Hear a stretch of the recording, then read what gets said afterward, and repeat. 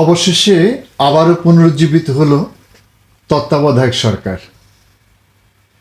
সংবিধানের ত্রয়োদশ সংশোধনী বৈধ উল্লেখ করে নির্বাচনকালীন তত্ত্বাবধায়ক সরকার ব্যবস্থা পুনর্বহালের রায় দিয়েছে আপিল বিভাগ।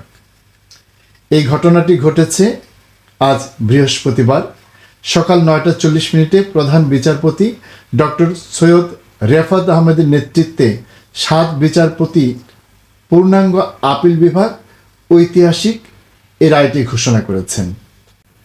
আপিল বিভাগ বলছে, বর্তমান অন্তর্বর্তী সরকারের অধীনে ত্রয়োদশ জাতীয় সংসদ নির্বাচন অনুষ্ঠিত হবে, আর চতুর্দশ সংসদ নির্বাচন থেকে কার্যকর হবে তত্ত্বাবধায়ক সরকার ব্যবস্থা।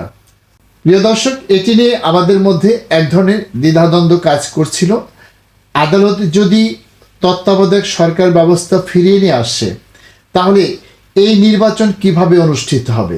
এই নির্বাচন কি অন্তর্বর্তীকালীন সরকারের অধীনে অনুষ্ঠিত হবে, না তত্ত্বাবধায়ক সরকারের অধীনে অনুষ্ঠিত হবে? এই প্রশ্নটি কিন্তু অনেকের মধ্যেই ঘুরপাক খাচ্ছিল। অবশেষে আপিল বিভাগের রায়ে এই বিষয়টি স্পষ্ট হয়েছে। প্রিয় দর্শক, গত 11 নভেম্বর এই বিষয়ে শুনানি শেষে 20 নভেম্বর রায়ের দিন ধার্য করেন সর্বোচ্চ আদালত। শুনানিতে বিএনপি, জামাত ও আপিলকারীদের আইনজীবীরা বলেন, তত্ত্বাবধায়ক সরকার ব্যবস্থা ফিরলেও আগামী নির্বাচন হবে অন্তর্বর্তী সরকারের অধীনে, তবে চতুর্দশ সংসদ নির্বাচন হবে তত্ত্বাবধায়ক সরকারের অধীনে। এখন প্রশ্ন হচ্ছে, এই যে তত্ত্বাবধায়ক সরকারটি গঠিত হবে, এটি যদি আগের পদ্ধতি অনুসরণ করে গঠিত হয়, তাহলে কিন্তু আবারও সে আগের জটিলতা উপস্থিত হতে পারে।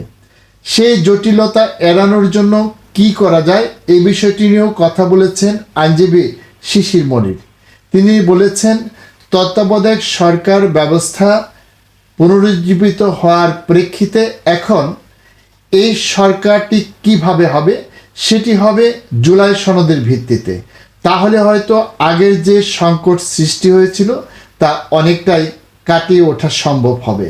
এখন আসলে কি হয় সেটি ভবিষ্যতে বলে দেবে। তাই আসুন আমরা ভবিষ্যতের দিকে চোখ রাখি, দেখি এই তত্ত্বাবধায়ক সরকার ব্যবস্থা এদেশে আবার কিভাবে ফাংশন করে। সুপ্রিয় দর্শক, সবাইকে ধন্যবাদ।